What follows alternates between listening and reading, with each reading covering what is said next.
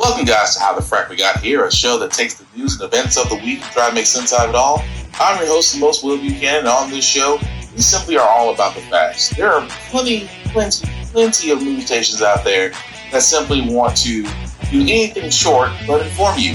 Here at How the Frack We Got Here, that's all we believe in. We go up to the left, we go up to the right, we go up to the middle of independence. We go after all sides because there's more than one side of a story to everything, and you need to know it all in order to actually formulate your own opinion. And that's what we try to do here at How the Frack We Got Here. Thanks for listening, and hold on, it's gonna be fun. Welcome, guys, to How the Frack We Got Here, a show that takes the news and events of the week and try to make sense out of it all.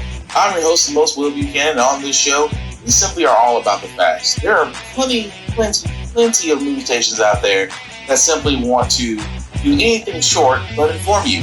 Here at How the Frack We Got Here, that's all we believe in. We go up to the left, we go up to the right, we go up to the middle of independence. We go after all sides because there's more than one side of a story to everything, and you need to know it all in order to actually formulate your own opinion. And that's what we try to do here at How the Frack We Got Here. Thanks for listening, and hold on, it's gonna be fun.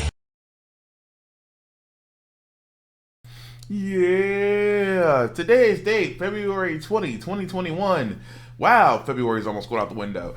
Welcome to How the Frack We Got Here. I'm your host, most Will Buchanan. On How the Frack We Got Here, we do take the events of the week and try to make sense of it all.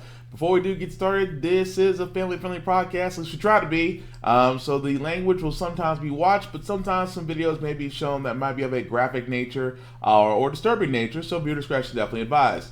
For everybody that's still here, welcome. So, for a lot of us that are still coming off old man winter, giving us the haymaker of the week, with freezing temperatures and snow in places that they never thought would actually have snow, we still look into some Texas. I mean, Texas is probably one of the hardest hit areas that is still down, and not only with the fact of ice and snow threatening an area that really wasn't prepared for weather, they also have some other problems as well. Our whole apartment! Look at Y'all, I cannot believe this! Anger boiling over as Texans endure more pain. Millions are now facing a new problem, major water disruptions. This woman's apartment in Dallas flooded. And now we ain't got everything that we brought here. We don't have nothing, y'all. Broken pipes, failing systems, piling onto the pain Texans have felt since Sunday, when plunging temperatures crippled their state's independent power grid, leaving millions without power and heat. We're just left sitting in a cold, dark room in the middle of the night with a crying baby and an in pain wife, and that's what hurts the most. Is there's nothing we can really do besides sit and wait. People trying to do all they can to stay warm, even burning a baby crib. And this is the only way you can stay warm because the power's out. And this mother trying to keep her kids warm in the car. It's horrible. We've been driving around during the day with the heater on in the car just to keep warm. The water disruptions on top of everything. It is too much to ask of anybody. People are angry and confused and frustrated, and I am too. The cities of Austin and San Antonio issuing boil water notices Wednesday evening. This is a dire place. When millions were without power Tuesday night, Texas Governor Greg Abbott went on Fox News to score political points, blaming green energy sources, which account for a fraction of the state's power. This shows how the Green New Deal would be a deadly deal for the United States of America. Then walked back his comments the next day. Every source of power that the state of Texas has been compromised. At its peak, more than 3 million people were without power. The vast majority have had their power restored. Thank you so much. In Galveston, volunteers handing out water. And this scene at the South Padre Island Convention Center. Thousands of sea turtles rescued by volunteers, trying to keep them alive until warmer weather. But that may be days away. And people here want answers now. I expect a full apology as to how this has been handled. And I expect some sort of solution so that this doesn't happen. She actually handled that a lot better than most folks. I believe an apology should be in order. Well, yeah, aside from the fact of how in the world were you completely and utterly unprepared for this, which was a number of reasons. But with water damage and things of that nature, that's not the only problem that some Texans are facing as well. This week will bring to their monthly electrical bill. Some are already seeing the impact. On social media, people are upset. Skyrocketing electrical bills is the reality that some are dealing with. It's more than some people's mortgages or rent, for sure. Isaac Rios is talking about the daily usage charges he and his mother have been seeing on their accounts. For Sunday alone, she used 112 kilowatts and it was $146. For Monday, she used 70 kilowatts and she spent $573. How much? $573 for one day. Rio says he uses Griddy, a provider who helps connect customers with electricity purchased at wholesale prices. Those prices tend to be cost effective most of the time, but not this month. My mom, for this month alone, from February to yesterday, she's paying $1,200. On Monday, the Public Utility Council raised the price of wholesale electricity to $9,000 a megawatt, translating to about $9 a kilowatt. Griddy saw this coming, even telling their customers last week to find a fixed rate plan. But Rio says no one would take him. They told us that we couldn't switch it immediately. It would have to take several days, at least online. A lot of people are going to come out next month, look at their electrical bills, and are just going to be floored. State Representative Gene Wu expects the legislator to ask questions over non-fixed wholesale prices that are being offered to the public. I think at the end of the day, the state needs to look into whether or not people are signing up for things that they don't really understand and signing up for things that could ultimately really hurt them. Wu had an interesting take with regards to this week's weather. He said the storm itself was natural. The aftermath has been man-made. Says a lot, doesn't it? Not only for the simple fact of the matter that you have Texans out there that are trying to fight the cold because of power losses, which again you have a governor who is now going to blame who blames the reason why Texas don't have power is because the wind and water turbines failed. All the green energy failed, which again makes no sense considering that that's what, less than 20% of Texas's how Texas gets its power. Keep in mind, for a lot of people that don't know this, Texas is the only state in the U.S. that is not connected to the national power grid. Every other state is, except Texas. And you can say whatever reason you like. I still sit there and say the simple fact of the matter is Texas did not want to go under federal regulation to the national power grid. That's just me. In which they had their own independent power grid, which, as you can see, because of the storm and everything else that's happened, is failing. And I remember there was a picture, I know earlier this week on my midweek podcast, I showed the picture of how downtown Houston looked lit up, but every neighborhood in the surrounding area surrounding downtown was dark. Says a lot about what was considered priority and things of that nature. Now, don't get me wrong. Even here in Tennessee, commercials, I mean, for most things that are priority, let's be honest, corporations, hotels, things of that nature, do get priority because of whatever reason they pay the government to be considered top priority. Because I've noticed that when my power goes out, most hotels still have power, and things of that nature. So I understand there's a hierarchy there, but in this case, Texas's whole infrastructure just shows how crumbling it really is. And yep, you can blame big oil there because Texas is a big oil state. It's a big oil and fracking state. So again, for the simple fact of the matter, they didn't want to again embrace these all. Imagine if they did have renewable energy, because that was the other thing I was going to sit there and say. Are we really going to blame wind turbines for a winter storm? At the same time, let's blame all the simple fact of the matter is just that they have their own little system. It didn't work. At the same time, just like in the video I showed about the individuals who will be looking at their electricity bills. I know when I get my electricity bill, I mean, yeah, I'm going to probably cuss a little bit, but it's not going to be anywhere near remotely what people in Texas are going to be paying. only because they have this crazy pay by the kilowatt plan. And trust me, Nashville's no different, and he has tried it one year, and it didn't take hold, just because paying wholesale for electricity only helps out the provider. And it's a utility. That's the thing. These are public utilities that are pretty much trying to leech off their customers because they have no choice. I mean, the customers, the one thing about electricity, you don't have a different provider you can go to. I mean, just like here in Tennessee, we have the TVA. TVA is it.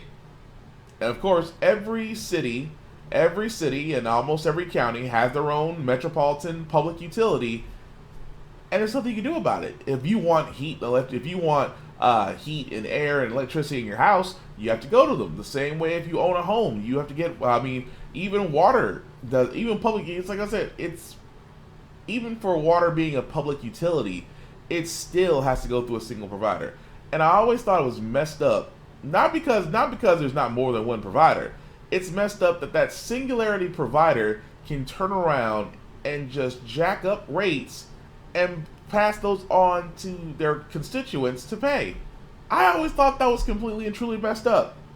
Oh, hey, Miss Tanya, Enron Day is coming back to haunt them. Dick Cheney got wealthy. Yeah, pretty much. So again, with Texas, you're probably wondering, maybe the elected officials are going to be doing their due duty.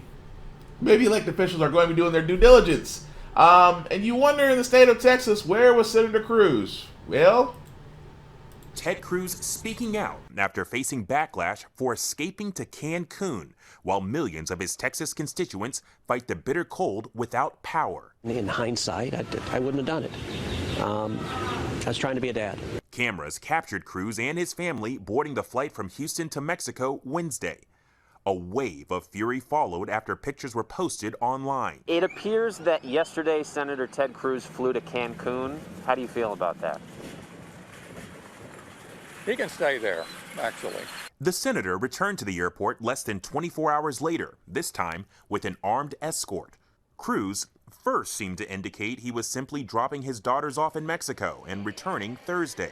But a source tells ABC News he was actually scheduled to return on Saturday with his family before changing his reservation. I said yes because our kids wanted to do it, and this has been a tough year for kids across the state and across the country. And so school had been canceled. It was something that we could do, and we were trying to take care of our families, which is what millions of Texans are doing. But at the same time, you're right. As a leader, you need to be here. The New York Times reports it wasn't just Cruz's children pushing for the trip. The Times published what it says are text messages from Cruz's wife, Heidi, inviting neighbors to stay at the Ritz-Carlton Hotel in Cancun. Heidi reportedly texted the group that their house is freezing, asking anyone can or want to leave for the week. This morning, calls for Cruz to resign are growing louder from protesters outside his home and beyond. But he is finding support from Fox News host Sean Hannity. I think you can be a father and be the senator of Texas all at the same time and make a round trip, quick drop-off trip and come home. Well, Sean, that's right. Senator Cruz's past criticism of Democrats now resurfacing. In December, he criticized the mayor of Austin for traveling while telling people to stay at home during the pandemic. Now, that says a lot, doesn't it? Senator Ted Cruz, which I don't expect anything from him anyway, decided that in the middle of this crisis, in the state that he was elected in, decided he and his family should go to Cancun, Mexico.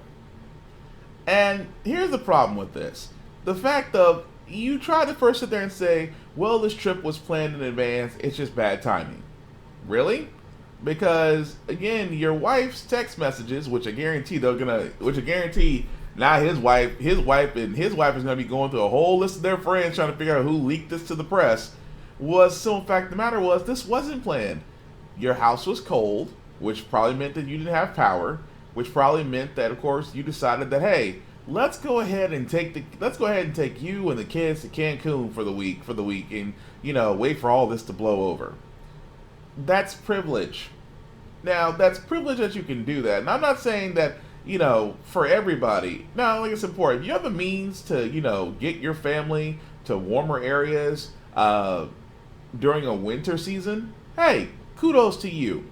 But the fact that you're the senator of a state and your state is in crisis and you still leave, yeah, that's a little. I mean, I've been telling everybody about this, y'all.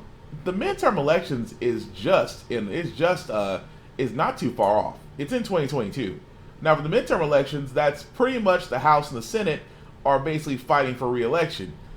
And I keep saying this the entire time. I wonder if Texans will have a long memory or a short memory about everything that's happened. Because Ted Cruz went on vacation, got caught, got blasted all over the news, and all of a sudden he's back. Because he's going to sit there and say, well, I had to be a dad. You had to be a dad and take your entire family to a expensive resort in Cancun, Mexico, while you come back and do exactly what? I have to give Better Old Work, I have to give AOC and a lot of the celebrities and everybody else helping out Houston credit. Better Old Work has been on the ground, been helping people, and the man's not elected. I was like, I just thought that was amazing that this man that almost came that close to being Ted Cruz and being senator is actually doing the job of a senator while the real senator is on vacation, gets caught, has a guilty conscience, and really thinks about, oh crap, we're going to be voting, we're going to be doing the midterms in about 2022. Let me get back and show that I care. Because what else is there? It's amazing to me at this point how low Ted Cruz can go. And of course, he went to his safety spot. He went to Fox News. He went to Fox News because Sean Hannity's job at Fox News is to make every politician that is a Republican look good. Besides, he's the only person they got. Because I think because the Gene Perot may not come back, we definitely know Fox Business News, that one guy's fired. Between him and that douche Tucker, Carlson Tucker, I don't think they got nothing left. Between him, Hannity and Tucker, that's it. Excuse me. So again, it just makes no sense that you're going to come back and do what exactly? Because, if you're going to say that you don't care, say that you don't care. Melania Trump did it for 4 years. She didn't do crap as the White House hostage. First lady. But, at least she understood her role. Ted Cruz got elected on some BS and has done nothing for the state. And chose to prove he's done nothing for the state. So, again, I got no issue with it. Except for the simple fact of the matter is, Texans, you got your answer on who should be your senator in a couple of years. That's all I'm saying. But moving right along, guys, we do have some other news, especially NYPD. Unfortunately, it's another assault by an NYPD officer punching a suspect in the head in the New York subway.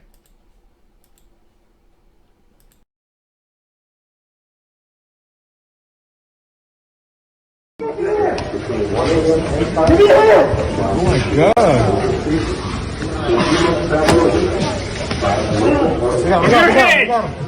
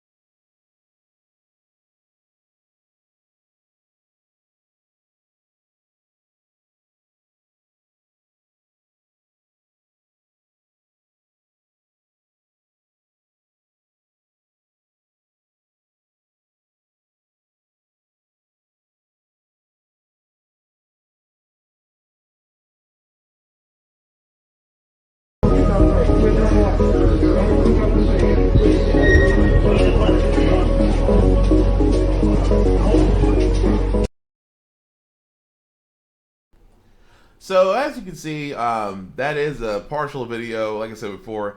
Of course, the NYPD story is the man was smoking in the subway area, and they were escorting him out. As you can see him going up the steps, then coming back down the steps. However, the whole idea of it all is that you cannot basically, I mean, you have 3 people on top of a guy, and one person's trying to get his arm, and when you can see he is resisting arrest. Let's call it what it is. Okay, he's resisting arrest, but you still got to punch him in the face twice, 3 times. I mean, that's the one thing I don't get. You keep on saying stop resisting when there's 3 officers, and yet you decide to still punch him in the face. Again, it's a little hard to understand what the need is to punch him in the face. Because again, yes, he might be resisting arrest, but resisting arrest doesn't mean that you can assault the guy. And it's not, and again, with Patrick Lynch of the NYC Policeman Benevolent Association, I am not surprised. That is his job. His job is to protect his clients, which are law enforcement. And of course, he's going to say, well, they did everything they're supposed to as cops. Might want to change your words a little bit. Just because, I mean, the video clearly shows the cop striking the person they're trying to arrest. And my thing is, unless he's throwing a punch at you, why are you throwing a punch at him? You obviously have the advantage. It's 3-on-1.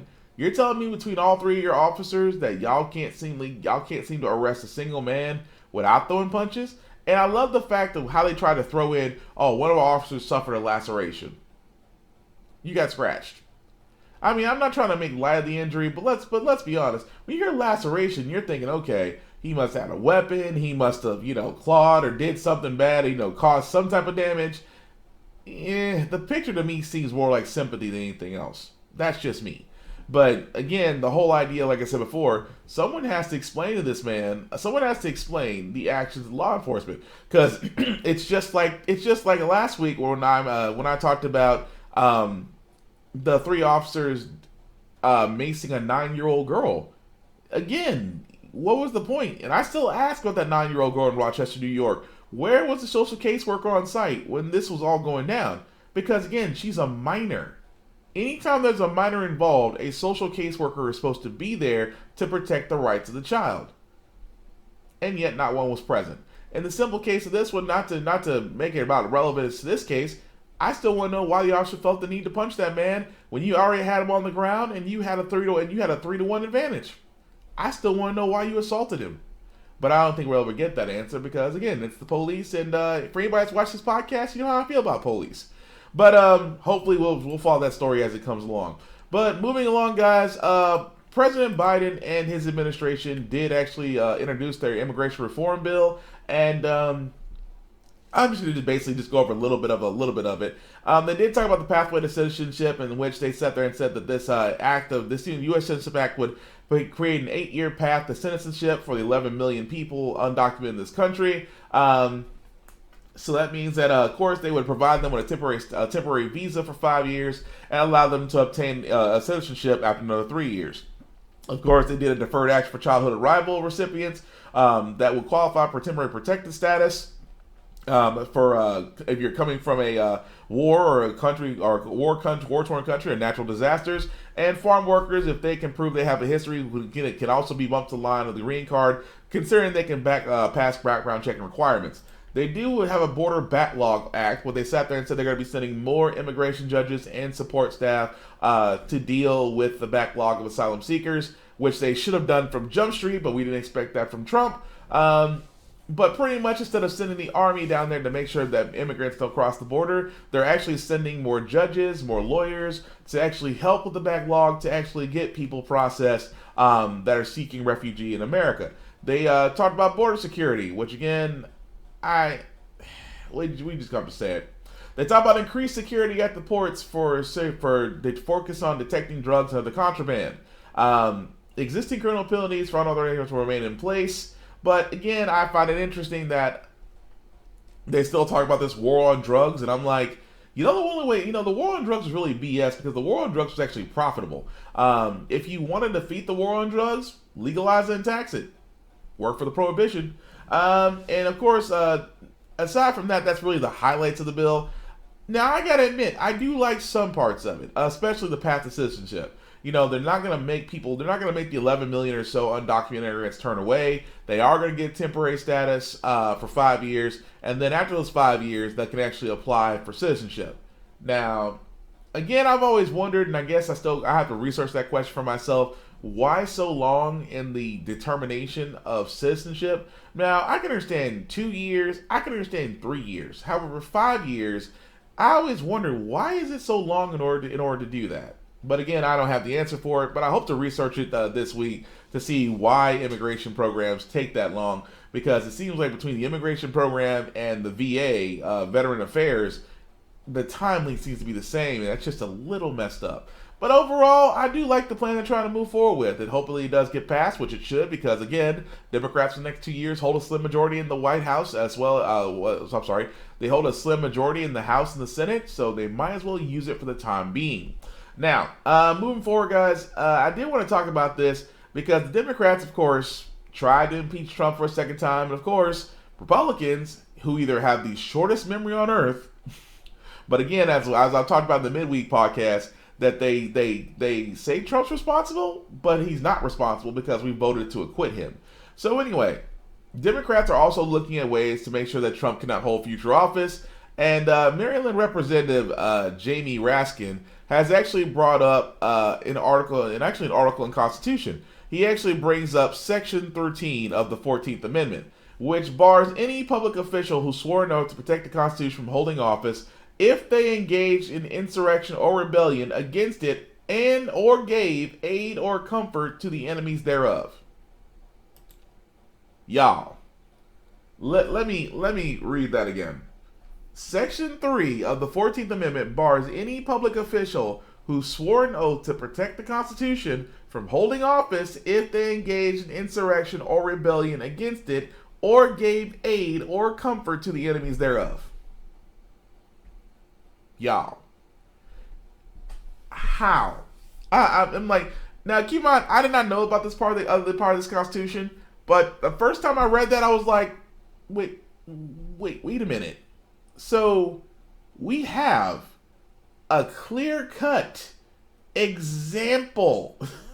We have a clear-cut example of an individual who incited a rebellion, and we still didn't acquit him?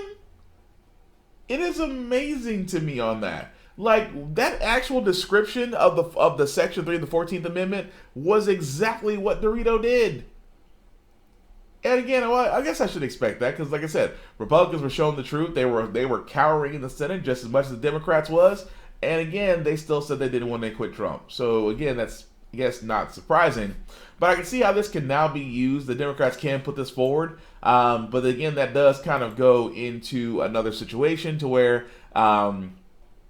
it would be argued in the House and the Senate, and it also might go to the Supreme Court if Trump decides to actually run again, which seems to be all but the case if he's not convicted on any other charges before 2024. I just thought that was amazing that we actually have a section in the Constitution that outlines if a president decides to incite a riot. And apparently we ignore it. But moving right along, guys, I talked about this story in midweek, in the midweek edition of How the Frack We Got Here, and I gotta talk about it again because to me this is still crazy. Cooper. She is the white woman at the center of that controversial encounter with a black man in New York Central Park. Well, she had her criminal charges dropped on Tuesday. Please call the cops. I'm going to tell them there's an African-American man threatening my life. Please tell them whatever you like. Cooper had been facing the charge of falsely reporting an incident to police after telling them that Christian Cooper, who is not related, threatened her and her dog. Well, prosecutors say the charge was dismissed after Amy Cooper completed a counseling program designed to educate and promote community healing. There are growing Yes, Central Park Karen. I still can't believe that story. For all those who remember, Central Park Karen was the one that was going to say, I'm going to call the police and say an African American is threatening my life. Even though she is choking the crap out of her dog, she's going to sit there and say, I'm going to call the police and say an African American man is threatening my life. And of course, she was brought up on falsifying a police report, and they started to look into hate crimes a little bit, but I don't think it ever came to. But the part that killed me about all this is the fact that the charges were dropped because she did a therapy class on racial sensitivity. Why is it? I'm really trying to figure this out, guys. Why is it that when it comes to black people, white people can just take a class and all of a sudden they're forgiven? I'm not racist no more, y'all. I'm delivered. I'm delivered. I'm not racist no more. I love all black people. And she got off the hook. And I still want to know. What prosecutor agreed to that. I still want to know, because just like, you have all the evidence in the world that she's guilty of what she's done, but who in the world sat there and agreed to this? That's the thing that always kills me about this. Who agreed? It's almost like, did you not think your case was strong enough? I mean, you have literal evidence of what she's done, but the defense comes and says, well, we're going to have her take some classes and let her realize that, and about racial sensitivity and things of that nature. And once she comes out of it and she proves that she's a beacon of, she can be a prosperous citizen, cool? No! But apparently it is. And I'm not surprised by that, because again, where's the justice in that? Because that sets a dangerous precedent for anybody else. I mean, now granted, I keep telling white folks, y'all gonna run into the wrong ones. And when you run into the wrong ones, I mean the ones that just ain't gonna take it, the ones that's gonna lay hands, and then you're gonna be mad.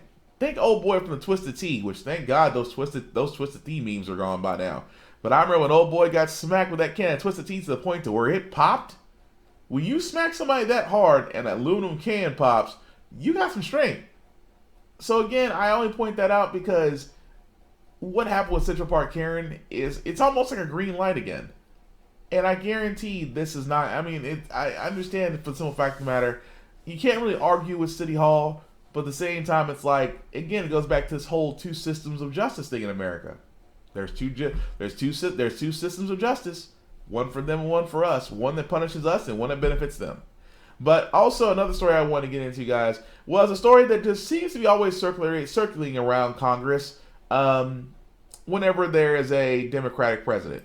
They're actually bringing up the reparations bill again, H.R. 40, which is a commission to study and develop reparation proposals for African Americans Act. Now, of course, this bill has been submitted since 1989, and it's never really moved forward just because, well, let's be honest. When you have the current status quo in the House and in the Senate, you have those that will argue that, well, how do we do this? How do we give reparations for slavery? Or, we just can't, or my personal favorite, do we just pay everybody that's black? Do we just pay everybody that's black? And it's amazing to me whenever this gets brought up. Because again, this was not too long ago where they were, trying to get some steam behind it. And Teresa Keith Coates was there as well, to where he was, saying that we need to have this done. Now, the only thing I didn't like about this project was that they have to look into reparation proposals for African Americans. Why and forgive me for my language, why in the blue hell do we need to look into African American proposals? Because every reparations that has been given out to other ethnic groups has been in the form of money. You can look it up. You can look up U.S. reparations and look up, just whenever you have time. If you, like I said, the power of Google is amazing. If you looked up U.S. history of reparations paid out to ethnic groups, you will be surprised that you will never look down and sit there and say, oh, well, they didn't do a proposal for Native Americans. They didn't do a proposal for, anybody else. You'll see payouts of amounts to groups of people. So again, I ask this question. When it comes to the African Americans in this country, the ones that actually built the White House, the Senate, the U.S. Capitol, and things of that area, it amazes me that, again, they want to sit there and say, well, let's discuss proposals. No. Keep that same energy. do the same thing that you did for those ethnic groups that you do for black people. If it's always been said before, cut the check. And everybody's like, reparations is not us getting money back. Well, yes, it will. It's a part of it, because the only thing about slavery for those 400 years, let's be honest, white folks got a 400-year advancement on us, and we have had to adapt and overcome in our own way. But imagine if you yourself, like I said, for a lot of black Americans out there, imagine if you had the money that is life-changing money. I remember, I forgot, the former owner of BET sat there and said that every black person should receive like 375,000 some odd. It wasn't a weird amount, but it was like, he said every black American should receive like 375 grand and some change. I don't know how he got that figure. I don't know where that number came from. I personally think he pulled the number out of his butt. But still, again, it's a number. What is so hard about saying, okay, well, everybody's going to say they're black? Really? In the words of Paul Mooney, everybody wants to be black, but nobody wants to be black. And at the same time, you're going to sit there and say, well, we have to look into how we can help black people. You want to know how you can help black people? Cut the check. It's amazing that from a progressive standpoint, we will get that. Progressives will agree all day about that. Pay them the same way you paid all other groups. However, the old guard from the Democrats and the Republicans will always tiptoe around it, because for some odd reason, whenever it comes to one of America's darkest times in history, they don't want to sit there and admit that, okay, well, if we do pay these African Americans, it's like we're admitting guilt. It's like something our ancestors did. Yeah, but you can correct it. But it'll be interesting to see what they do with it. Of course, Kamala Harris and Joe Biden. I have to say Madam Vice President, because, again, it's so wonderful. Madam Vice President Kamala Harris and President Joe Biden have said something about reparations. I expect Kamala Harris, well, maybe expect is the wrong word. I hope, because again, she is going to get pressed about a lot of things as vice president. I really want her to sit there and take reparations and make that her policy to stand on, because that's how you get support. You take some issues that we're actually wanting to have some assistance on, and you run with it. I hope Madam Vice President does. Joe Biden at this moment, he kind of makes me a little iffy, and I'll explain that momentarily. But I also did want to talk about of course, not to go back to January 6th, but the Capitol riots. But there seems to be some arrests that were made, and it's not the protesters. Into us this morning on the Capitol riot, and specifically Capitol Police now announcing just this morning investigations into dozens of officers for what they did that day, the suspension of some other officers as well. Let me bring in NBC News Justice correspondent Pete Williams. Pete, what else do we know, if anything, about why this is happening? Well, we had heard right after the riot that some police officers were suspended. Congressman Tim Ryan, who oversees the budget for the police department, said one officer was seen wearing a MAGA hat and giving directions. Another posed for selfies with some of the rioters.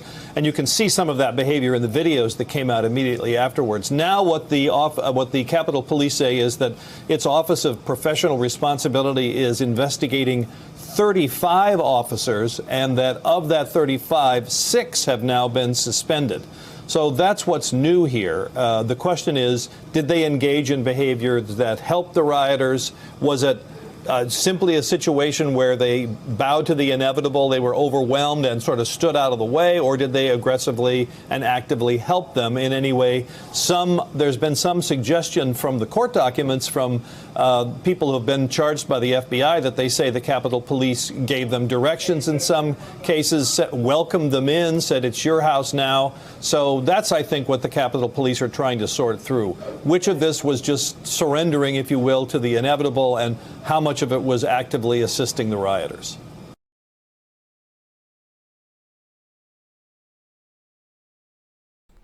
Says a lot, doesn't it? 35 officers being investigated, 6 have already been suspended. And again, this does kind of bring up the fact of the matter of what was said by those white terrorists that decided to pull a coup. They all sat there and said, some of them sat there and said, well, we were welcomed in. Some of them were actually giving us directions. And is it really too far from the truth now? Considering the fact that now you have this, they did help us. Now at the same time, that's why I sit there and say it's not too far to believe it now. That about what happened to the U.S. Capitol, and that yes, it was a strategic plan, stupid plan, but at the same time, you see all the moving pieces and wonder, was they really that too far off, or did they have help? And again, I keep on pointing this out. If it wasn't for the fact of Eugene Goodman, who knows what would have happened? That's all I'm saying. A single black man was able to deter a mob from getting that close to the Senate chambers. Again, it's amazing how a black man saved Republican senators, and then they turn around and voted to acquit the guy that started the fire. Says a lot, doesn't it? But our last story, like I said, guys, again, this is a recap of what happened on Wednesday. Simple fact of the matter, Joe Biden did actually have a town hall on Tuesday, I believe. And, I'm sorry, it was Wednesday. I apologize. It was Wednesday when he had the town hall. And again, during this town hall, there was a question of student loan debt forgiveness. And I was hoping, dear Joe, you campaigned on this. You sat there and said that there needs to be some sort of forgiveness program. A lot of people are struggling with debt. And it was your time to shine. It was your time to submit one of your promises on policies to things to happen. And this happened. Loans are crushing my family, friends, and fellow Americans. Me too. The American dream is to kidding. succeed, but how can we fulfill that dream when debt is many people's only option for a degree? We need student loan forgiveness beyond the potential $10,000 your administration has proposed. We need at least a $50,000 minimum. What will you do to make that happen? I will not make that happen. It depends on whether or not you go to a private university or public university. It depends on the idea that I say to a community, I'm going to forgive the debt, the billions of dollars of debt for people who have gone to Harvard and Yale and Penn and schools, my children. I went to a great school. I went to a state school. But is that going to be forgiven rather than use that money to provide for early education for young children who come from disadvantaged circumstances? But here's what I think.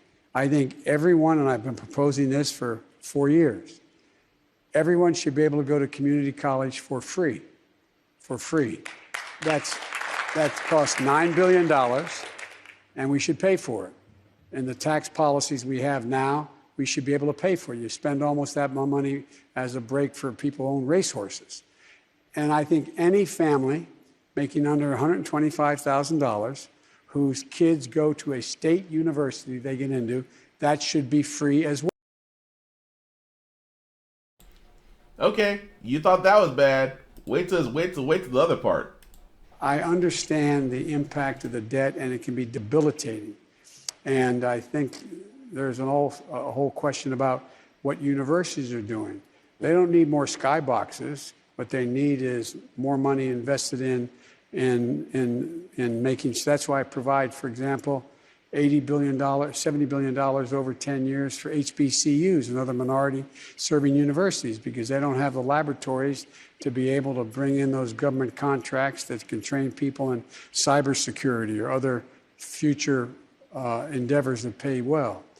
But I do think that in this moment of economic pain and strain, that we should be eliminating interest on the debts that are accumulated, number one. And number two, I'm prepared to write off the $10,000 debt, but not 50. Mr. President, let me ask you. Because I don't think I have the authority to do it by sign of a pen. You have, over your... Oh, Joe. Joe. You had it. That was, to me, that was the moment. That was the moment where he should have sat there and said, you know what? You're right. We are going to push to either cancel $50,000 of everybody's student debt, or go farther. Let's just cancel student debt altogether. A $1.9 trillion expanse. And it's amazing to me. 1.9 trillion. I believe that's the current. I want to say that's the current student loan debt. Let's see. I want to say that, but that was the number that was kind of being thrown around. It's literally 1.9. Yeah, 1.9 is the amount that's being thrown around right now, and it is amazing to me that, again, Joe had the chance to turn around and sit there and go, you know what, you're exactly right. We can fix this. We can make it better. We can give American citizens relief. We can change a lot of credit portfolios. We can actually take this mountain of debt off of you, because that's always been the age-old discussion. Trust me, this isn't the first time. Even President Obama had student debt loan forgiveness. He tried to push it, but again, President Obama was facing a House and a Senate that was pretty much Republican. So, again, this is where I sit there and say, Joe, you have majority in the House, you have majority in the Senate. You could push through bills the same way McConnell pushed through 2 Supreme Court justice picks in record timing. You could do it if you wanted to. And again, that's why I sit there and say, Joe, that was a mighty conservative answer from a Democratic president. Well, I'm not going to do that because, we should be looking at trying to make community colleges free. Okay, with the money that we actually have, if you take away a lot of it from the military, you can make colleges free wherever they want to go. It doesn't matter about the school. And then, in another clip, he talks about his family, him being the poorest politician in the Senate, where, of course, he mortgaged his house and was getting all his kids in school. All his kids graduated with debt. But here's the thing. Joe. Mr. President, your family had options. You turned around and fixed up a house and sold it. That's options. Your kids also landed great jobs, and with your connections were able to get into high-paying jobs to pay off their debts. Again, that's options. Not a lot of people have that. And again, I've always heard the whole thing, well, if you can't afford to go to college, then don't go. Well, that's again, in order to get the high-paying jobs that you want, you have to have some sort of education outside of high school. I mean, just like if you wanted to go in the job trade, if you want to go in the trade industry, you still have to go to school for it. Now, granted, you might be going to school, going to trade as a plumber, electrician, a carpenter, construction, foreman, things of that nature. That might take a little bit less in time. True. And those are great careers. There's nothing wrong with trade job. They should be encouraged a lot more along with college, because of course the old saying was, hey, if it doesn't work out, at least you have a trade, you can still have a job and make some money. Trade jobs are never going away. Let's just be honest. As long as things break in the US, you will always need a plumber, electrician, a foreman, a welder. You will always need those. Those trade industries are never going away. Just like they're almost just like daycare and undertakers. They're always going to be needed. But that being said, other people did go the college route, and for them, the only way they could go to college was to take out a loan. And of course, the way colleges and tuition, which still amazes me to this day how freaking high they are, racked up debt. And even when they got their degrees and they got out, it was supposed to be, okay, now you can get that dream job that you wanted and be able to pay back that debt. When we actually have the worst job lookout history in recent time. The high-paying jobs are not as abundant as they are. At the same time, you are competing with others. And again, I understand nobody likes to compete. Nobody does. We all want to succeed, but nobody wants to compete.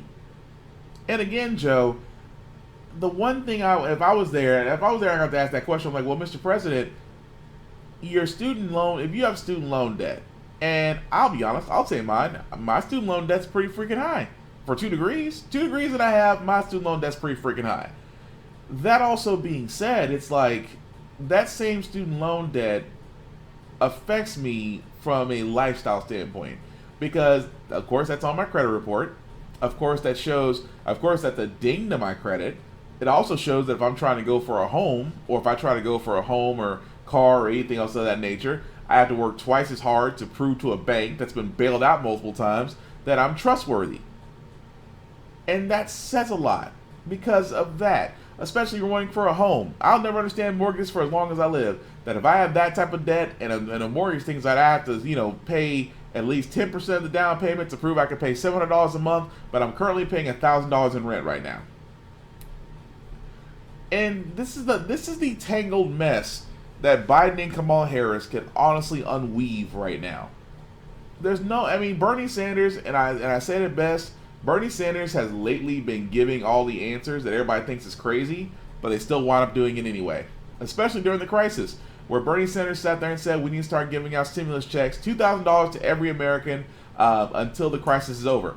People thought he was crazy until Trump came around and gave out $1,200, then $600, and now sometime probably in March or so that Biden may actually have them send out the $1,400 stimulus payments. It is amazing to me that a man was considered crazy for saying we need to pay our constituents $2,000 a month in stimulus checks till America gets back on its feet, and was called crazy, and then they turn around and do it anyway. And again, Bernie Sanders also sat there and called for elimination of all student loan debt. How hard is it at this point that a man who was considered radical and socialist, and yet everything that the government is doing is a socialist decision? That's all I can sit there. Amazingly enough, you are muted. Am I muted? Am I muted? I don't think I'm muted. Wait, I'm muted? No. I don't think I am. Hang on, let me check. I'm muted? No, Miss Tanya, I can hear myself. I don't know what to tell you. I was like, I'm not muted. I'm coming in clear. I don't know what to tell you. If I was muted, then this last 20 minutes is going to be real interesting, unless you can read lips. But no, I'm not muted. So, but again, like I said, it'll be interesting to see what they do with this. I will just be curious to see where they go from this. Can't hear. I don't know what to tell you, Miss Tanya.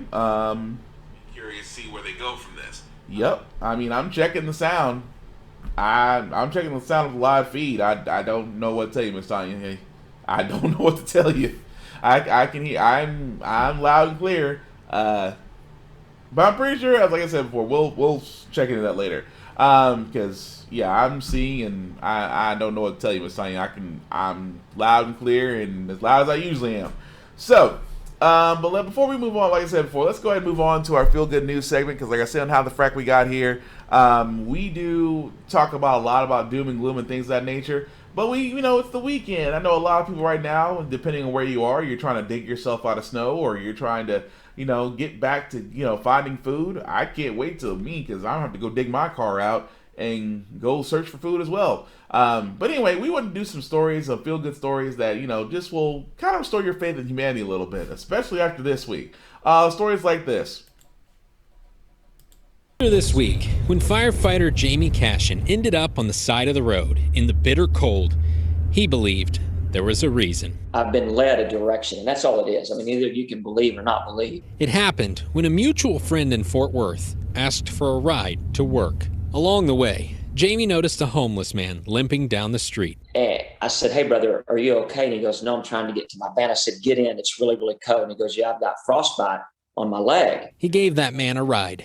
And when he was done, he found two more out in the cold and took them to a shelter. In my mind, I'm like, oh my gosh, I just can't turn a blind eye when people are freezing. The next morning, Jamie was back, caring for Fort Worth's homeless. Before returning, he put out a call for help. Pretty soon, someone showed up with coffee. Someone else brought breakfast. And others took those with frostbite to get treatment. There's a lot of good people out there, and we got some good ones in Fort Worth, Texas. Over the past year, we've confronted each other over masks, race, and politics. But this week, as our world was freezing, our hearts were thawing. When neighbors had extra firewood, they didn't save it for people just like them. The comfort of a shelter wasn't reserved only for those who share the same beliefs. And when the roof was caving in, no one cared about the politics of their guardian angel. For many people, the snow and ice were devastating. But through it, the cold revealed our warmth. The brightest stars are those that shine for others. And I love that quote. And it's my job to go out and shine for these people that can't. Eventually, the lights will come back on and life will return to normal. And when it does, will we still have power to love? In Fort Worth. Now you gotta love the fact of a guy that sat there and said, "Well, I won't say I was called, but you know, some people do believe, and some people do believe in the fact of they were called to a certain spot, and they were believed that they were need to actually do something." And I'm glad a lot of people in Texas and a lot of people in other states besides Texas have done the good thing about being volunteer work and just helping out people. And I thought that was cool. Another story that I thought was cool was I love telling these hero rescue stories where a 7-year-old girl was found wandering along Inglewood. This man actually saw this little girl, 7 years old, wearing a onesie and had a computer in her hand, which I'm assuming was a tablet or something, and barefoot walking in the snow. And of course he sat there and asked her her name. She couldn't. She was shivering. He put the girl in the car next to his daughter and tried to get her warm and trying to get some information. And then she sat there and, of course he was, calling the police, said, we're going to get you home. And she says, I don't want to go home because her parents hit her. Said the girl had ran away from her home because of that. Which now the family services police are investigating. But again, no child, especially in this type of weather out there, should really be by themselves, especially in this sense of the weather, because I'll tell you one thing, that happened to me almost, really almost 9 years ago. Same situation. I was traveling to my aunt's home here in Nashville. Particularly cold weather. It was like, I want to say it was maybe 20, 21 degrees outside, and this little girl was just walking alongside the road.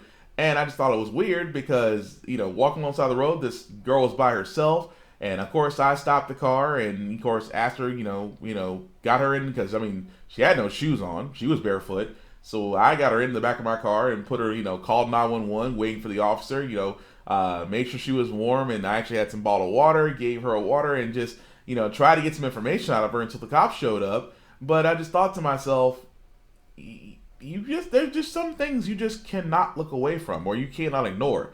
And I always sit there and said I'll never ignore a child, especially if the child is by themselves in an area to where it doesn't feel right. So again, this situation, like I said, kudos to that man for recognizing and doing the right thing and making sure that child was out of danger. Although speaking of people out of danger, this one man helped over 140 drivers during the winter storm, and this guy, 140 people.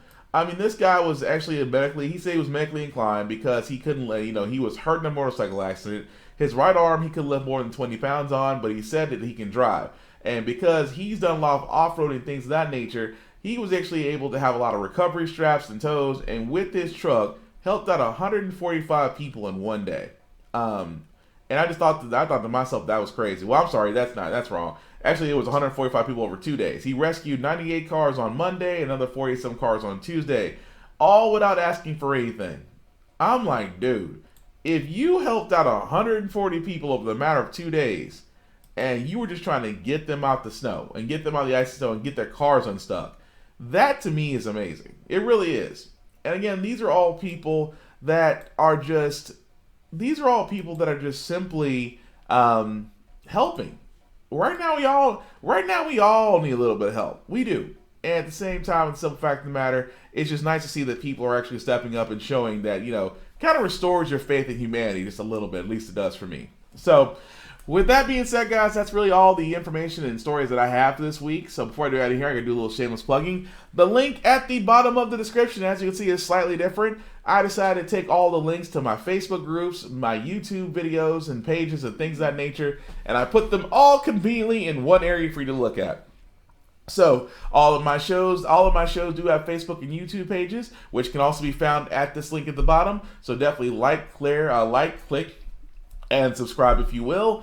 And of course, my podcast schedule has changed. So it has changed a little bit slightly. Every Tuesday from 8 to 10 p.m. is the Burned Out podcast, in which I tell stories from an IT background about dealing with the public. So if you worked in customer service, retail, or just dealt with the public in general and have some horror stories, then this is going to be fun for you. And I hope to make it fun, because if you find it laughable, then great, mission accomplished. If not, then you need to lighten up, because I'm talking about you. Of course, every Wednesday is the midweek edition of How the Frack We Got Here, from 8 to 10 p.m., in which we talk about everything up until that point. Of course, we do the weekend edition, which you're currently watching right now, on Saturdays between 10 a.m. to noon.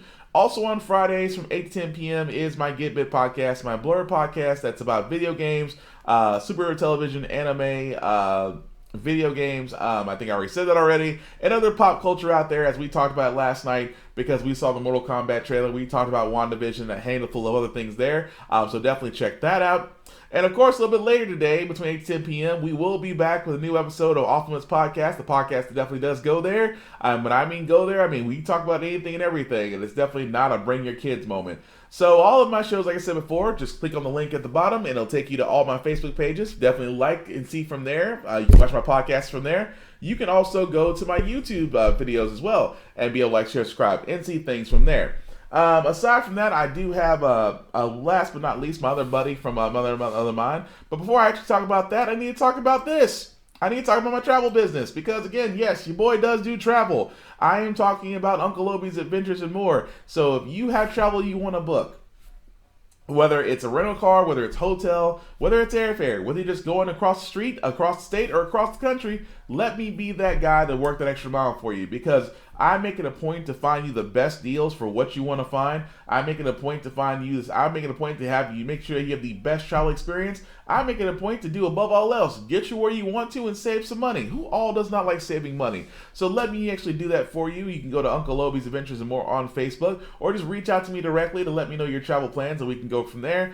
Aside from that, guys, like I said before, I do have a $100 referral, which basically is if you send people to me and they book travel with me, it is $100 in your pocket. I will say that again. If they book any type of travel with me, whether it's hotel, rental, or a rental car, or airfare, or all the above, or even booking cruises, I can help with that too. Whatever they book with me, I guarantee you $100 in your pocket. However you want it, there is no restrictions, and there's no referral limits on there. So if you got like 100 people that would love to book travel with me, and they do, then hey, it's gonna be a very nice payday for you. So again, that's Uncle Obie's Adventures in Travel, because we don't just sell adventures, we sell great memories. So with that being said, let me also talk about my last but not least, my brother from a different mother, who will be returning back this year with his podcast, and I cannot wait, because I'm pretty sure he's got a lot to say about the situation. My buddy Vaughn, Big VZA Dot on Facebook. If you go to his page and be able to become his friend, he's friendly sometimes. And you'll be able to see his podcast that he's already done before, which he will be returning back soon. But I just want to give a brief overview of what those podcasts are. The first one is the VST. The VST is a news podcast. That news can be music, video games, or trailers that he loves to show. Interactive show just like mine. He also has another show called, for the purposes of this podcast, called RAF. Now, what is RAF? RAF is kind of like America's Funniest Home Videos. If America's Funniest Home Videos were done by World Star. It's completely meant to be funny, just because we all need a little bit of laughter in our lives, especially during the week. And trust me, Vaughn is the guy to bring that to you. So definitely like, share, and subscribe that that podcast as well. And another one which I'm looking forward to him bringing back is the Rhythmness Music Podcast. You can reminisce over the rhythm, in which he goes over the albums, whether he finds them or that he asks us to find them. And in a group discussion, we all talk about whether we like them or not. We're all different on the musical scale, but hey, differences in music lead to great conversations, and that's what Rhythmness Music Podcast is all about. And finally, he does have another pop-up show. I call it a pop-up show. I call it a stroke of genius, really, called Fonkin' Around, in which he does produce and sell beats like this.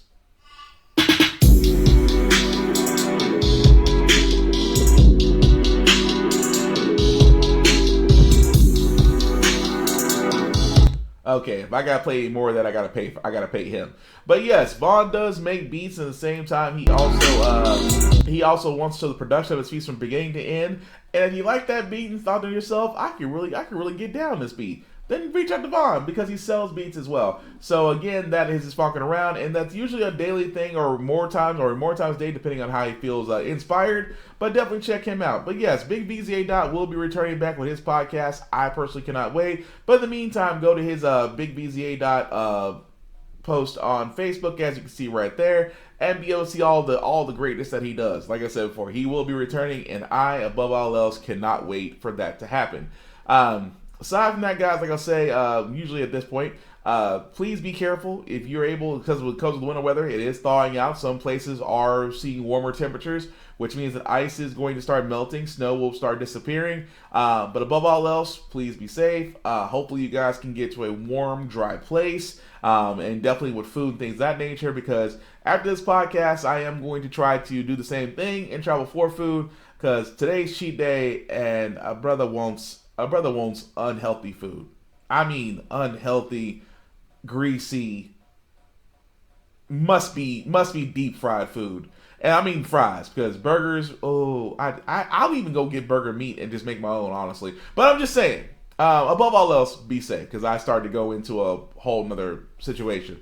Also, please also keep remember, even though with the weather, of course, with old man winter giving us a hell of a haymaker, COVID-19 is still real. Please wear a mask. Please do social distancing. Please be safe. And just try to do those things as well, because you can imagine grocery stores, everything else is going to be on the pack side. So please be safe and be aware of each other. Also, if you're a nurse, doctor, nurse's aide, doctor's aide, those that work in environmental services, please, guys, like I said, thank you from the bottom of my heart. And if you see those people out there, thank them as well. They don't get enough credit for all that they've been doing.